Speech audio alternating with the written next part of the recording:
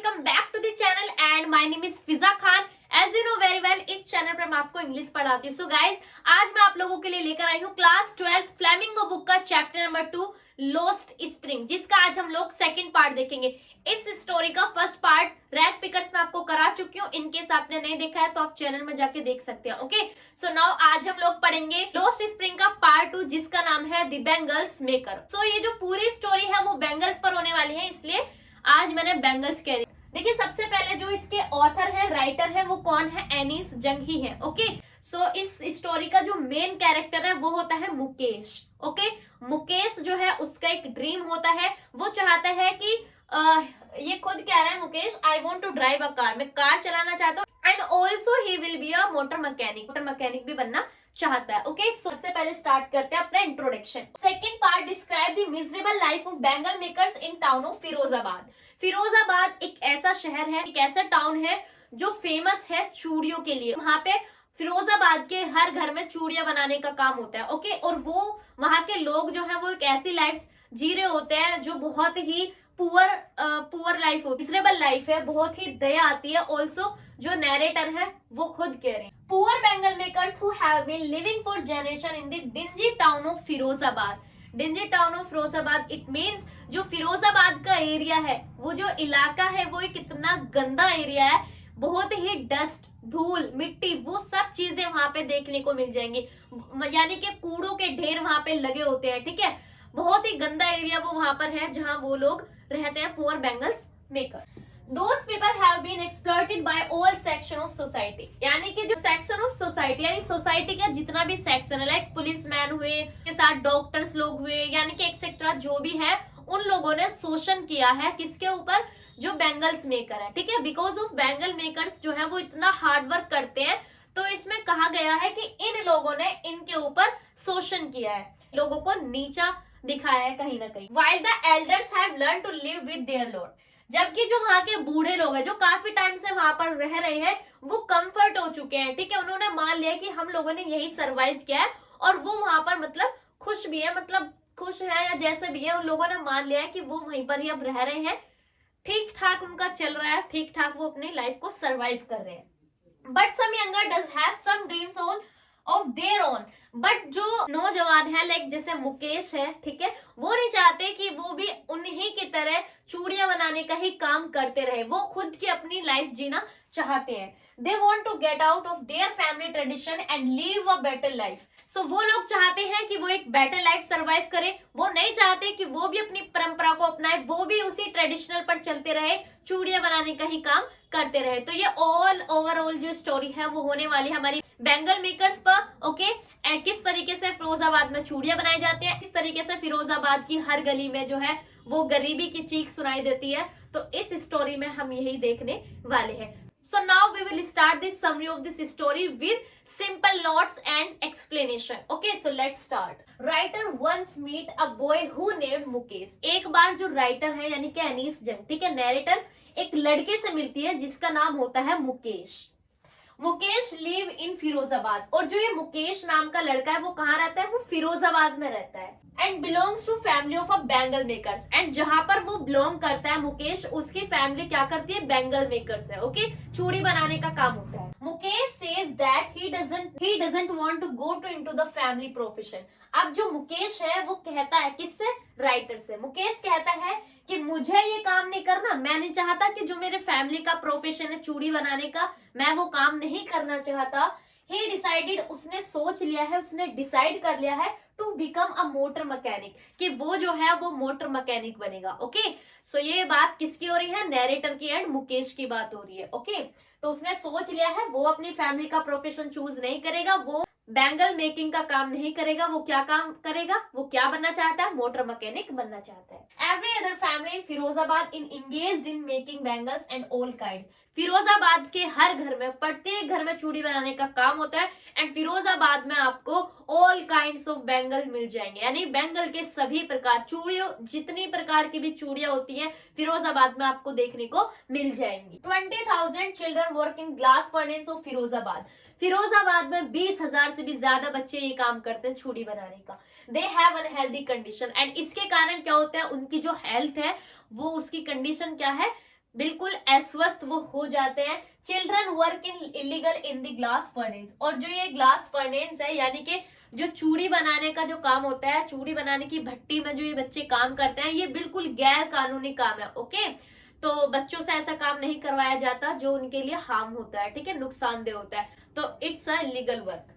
Mukesh offers to take the writer to his home. अब Mukesh writer को offer करता है कि क्यों ना तुम हमारे घर चलो। ओके, वो उसको इनवाइट कर देता है घर के लिए। He proudly says that their house is being rebuild, यानी कि मुकेश जो है वो बहुत ही गर्व के साथ प्राउडली से कहता है कि मेरा घर तो दोबारा से बन चुका है, ठीक है, दोबारा बन रहा है, यानी कि उसका जो पुराना घर है वो पुराना नहीं है, वो दोबारा से रिबिल्ट हो रहा है। Mostly bangle makers end up losing their eyesight due to the dust from polishing the glass. अब क्या होता है, बहुत सारे जो मोस्टली ज्यादातर जो बैंगल मेकर्स होते हैं वो अपनी आई साइट जो होती है, ठीक है, आंखों की रोशनी गवा देते हैं ड्यू टू किसके कारण, भट्टी में जो ये काम करते हैं चूड़ी बनाने का। Okay, they suffer from different skin problem due to the high temperature, और जो है वो इस चीज से सफर कर रहे होते हैं अपनी स्किन प्रॉब्लम से, ठीक है, क्योंकि वो बहुत टेम्परेचर में वर्क कर रहे होते हैं, तो सभी की जो स्किन टोन है, स्किन वो सभी की डिफरेंट होती है, तो वो जो है इस चीज को सफर कर रहे होते हैं। They walked through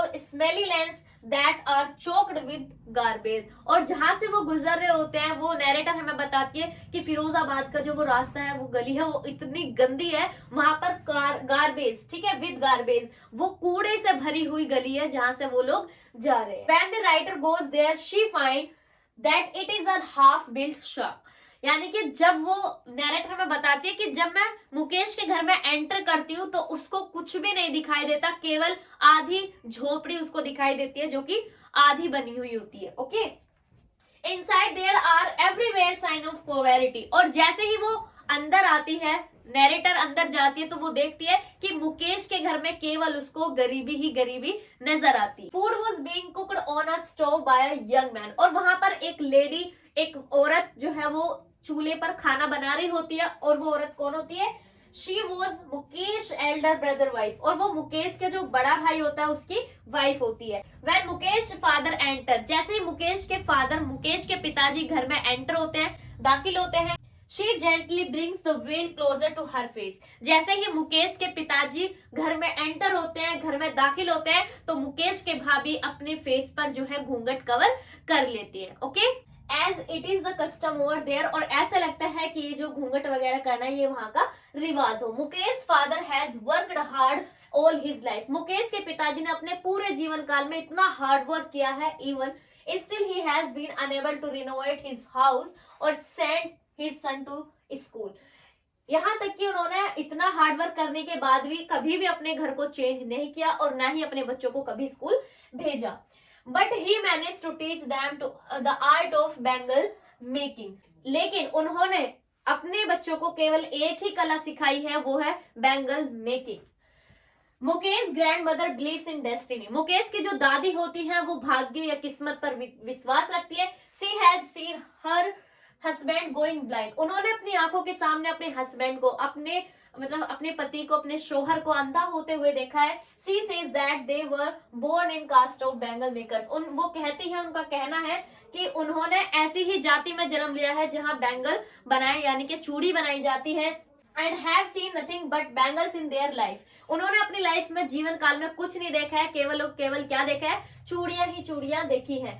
boys and girls in all such families have to work with their father and mother, boys और गर्ल्स, फिरोजाबाद की जो लड़के और लड़कियां होते हैं वो अपनी फैमिली के साथ, अपने माता पिताओं के साथ केवल एक ही काम करते हैं, क्या, चूड़ियां बनाने का काम करते हैं। They have to work in dark hutments, वो कहाँ काम करते हैं, अंधेरी भट्टियों में, अंधेरी झोपड़ी जो होती है वहां पर भट्टियों को जला के वहां पे वो बिल्कुल अंधेरी जगह पर वर्क करते हैं। They lose their eyesight even before they become adults, इससे पहले कि वो जवान हो जाए इतना हार्ड वर्क करते हैं कि वो इससे पहले जवान हो जाए उससे पहले उनकी आंखों की रोशनी ही चली जाती है। Writer sees a girl who named Savita in another hutments, अब राइटर कहती है कि दूसरे ही हटमेंट्स में यानी दूसरी झोपड़ी में मैं एक लड़की को देखती हूँ जिसका नाम सविता होता है। She is sitting with an elderly women and soldering piece of glass, वो कहाँ बैठी हुई है, एक लेडी एक बूढ़ी औरत के पास बैठी हुई है और क्या कर रही है, ग्लास ऑफ टाका लगा रही है, ठीक है, पीस ऑफ ग्लास में क्या कर रही है, टाका सा लगा रही है चूड़ियों। Doesn't know that the bangle she is making are symbol of an Indian women suhaag. वो कह रही है कि वो नहीं जानती कि जो वो चूड़ियां बना रही है वो भारतीय नारी का सुहाग होता है, ठीक है, वो सुहाग का निशान है। ओके, चूड़ियां। The old lady who is sitting next to her has lost her eyesight but still has bangles on her wrist. वो कह रही है कि वो जो औरत है, दूसरी ओर जो औरत बैठी है, उसने अपनी आंखों की रोशनी गंवा दी है, लेकिन अभी भी उसकी कलाई पर जो है वो क्या है, चूड़ियां अभी भी उसके कलाई पर है। She says that she has not enjoy in even one full meal on her life. वो कहती है कि उसने पूरे दिन में इतना हार्डवर्क किया है, लेकिन इतना हार्डवर्क करने के बाद भी उसने भरपेट खाना नहीं खाया है।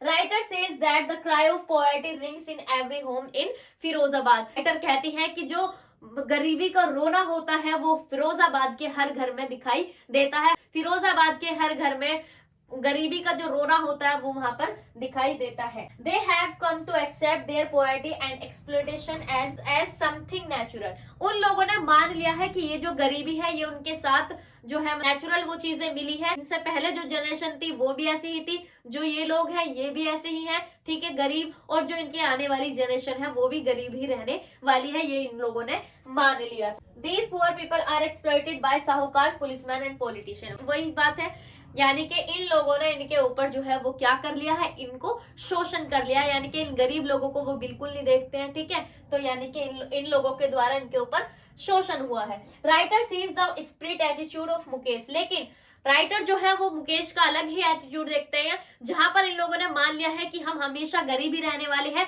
वहां मुकेश की बिल्कुल अलग थिंकिंग होती है। क्या होती है, Mukesh has decided to fulfil his dreams one day. Mukesh ने निश्चय कर लिया है, डिसाइड कर लिया है कि वो एक दिन अपने ड्रीम्स को फुलफिल करेगा ही करेगा। And Mukesh wants to become his own master. Mukesh जो है वो अपना खुद का मालिक बनना चाहता है, वो इस परंपरा को नहीं अपनाना चाहता है। आई होप फुल चैप्टर आपको कंप्लीट समझ आ गया होगा। वीडियो पसंद आई हो तो like, share and don't forget to subscribe.